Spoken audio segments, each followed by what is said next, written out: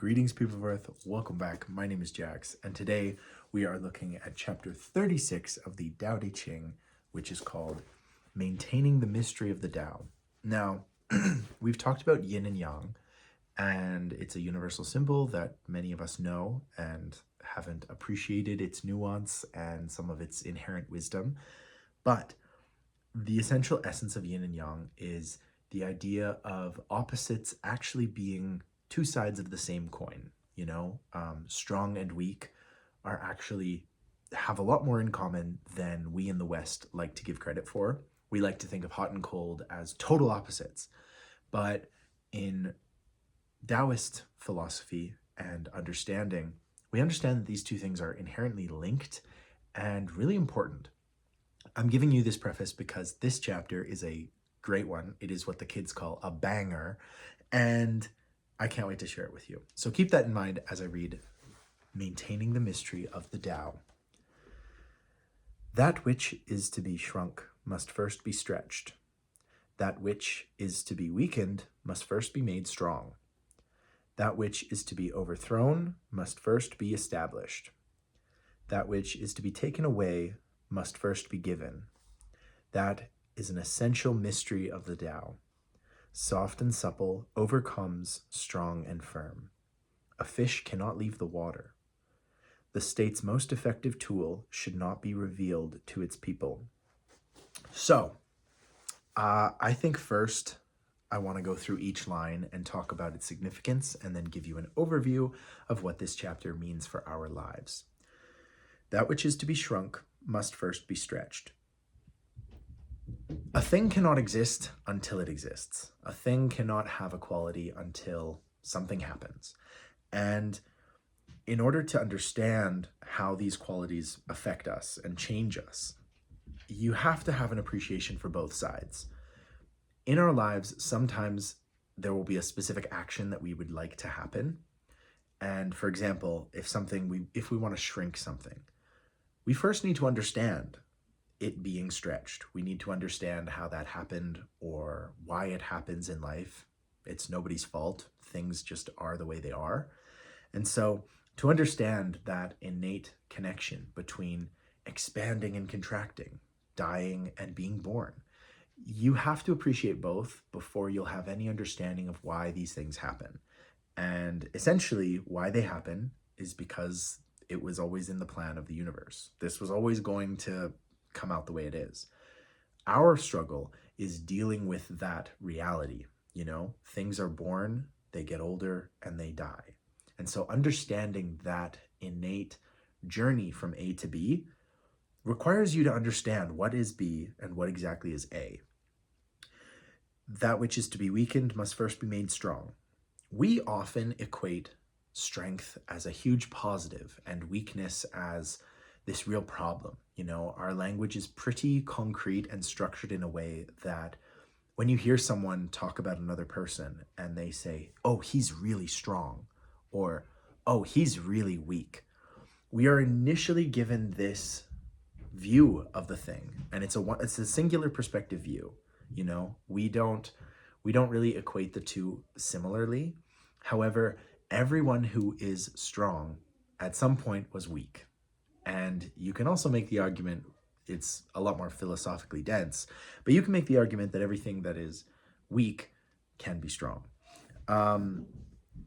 So essentially that is what we're dealing with. We're dealing with this inherent connection between yin and yang, or opposites, and trying to get over our societal upbringing that these things are on either side of the pole. Because in reality, they have so much in common. I've said this before, but fire and ice have a lot in common. They both affect your body. Too much of them will kill you. They all have to deal with the physics of a thing and how fast the particles are moving and all kinds of things like that. They're both temperature dependent, situationally dependent. You tend to find stuff on fire spreads, stuff on ice tends to get more cold.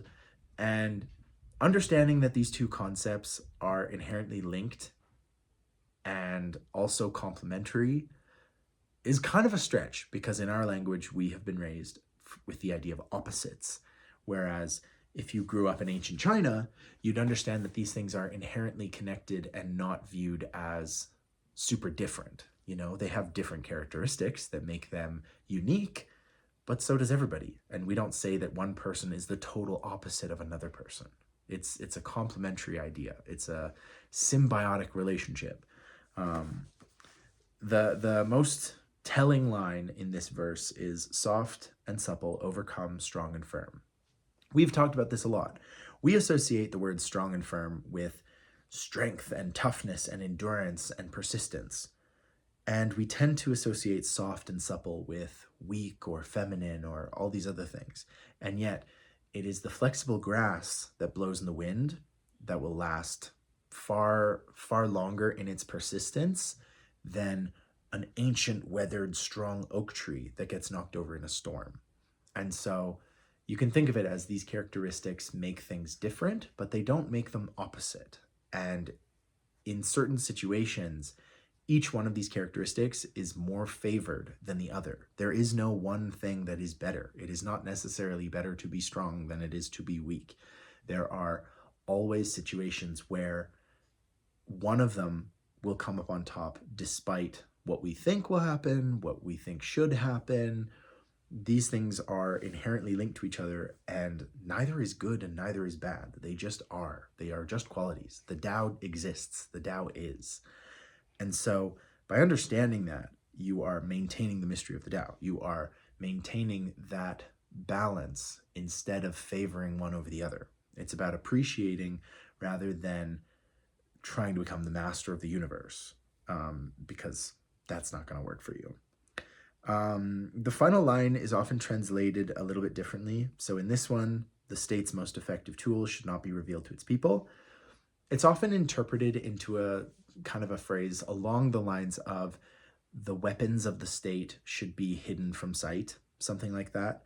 But here again, we get another passage that is kind of teaching people how to be good leaders and allowing us to see that even if you have the tools in a situation that'll make it super easy, you're going to conquer it easy.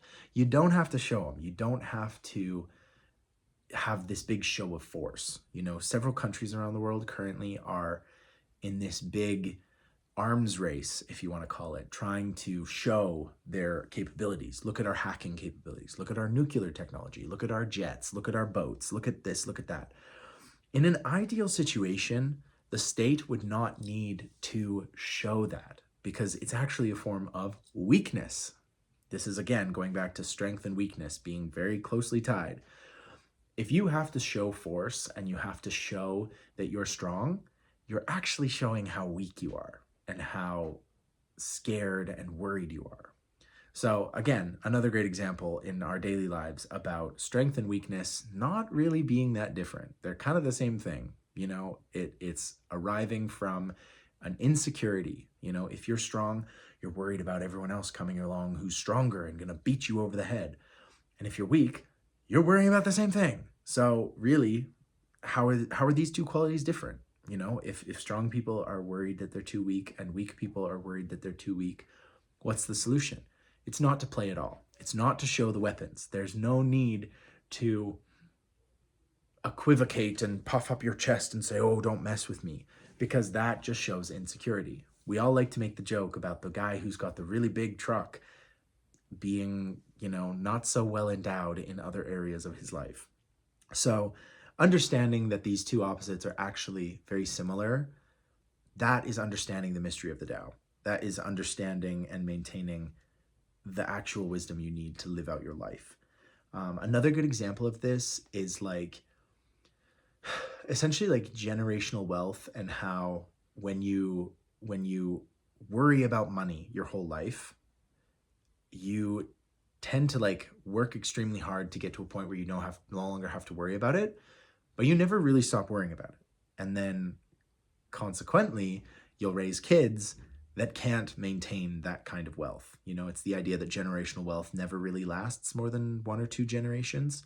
And it's because you are raising them without that drive or financial insecurity. And so as a result, the habits that they pick up throughout life don't maintain that. And everything kind of goes back to its returned state. You know, your family dynasty kind of ends up back where it started. And another great example that you could use is somebody who buys their dream car. You know, they've worked so hard, they've been so determined, so focused on getting this one thing. And then they're scared to drive it because now they have to worry about theft or somebody keying your car or things like that.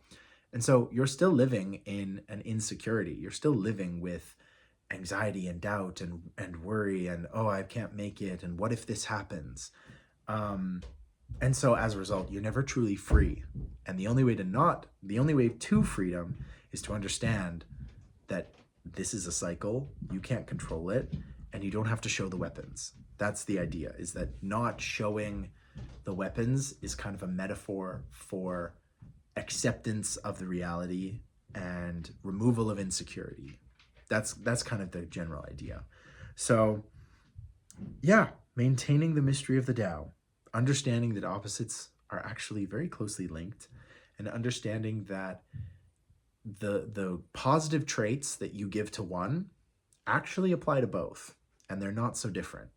The long drifting grass in the wind maintains and it lasts, and the rigid structure of a great oak tree is not as strong as we associate. It has the same insecurities and difficulties as the grass, metaphorically, of course, because we know that trees and grass don't have anthropomorphic features of humans, but you can apply them to humans. So thank you for listening to Maintaining the Mystery of the Tao. Let me know what you think. I always love the chapters that deal with opposites and how they're actually far closer related than we might initially think. Thank you for listening. Check out the Tao if you haven't already. I mean, you're already like 36 chapters in, so might be worth it.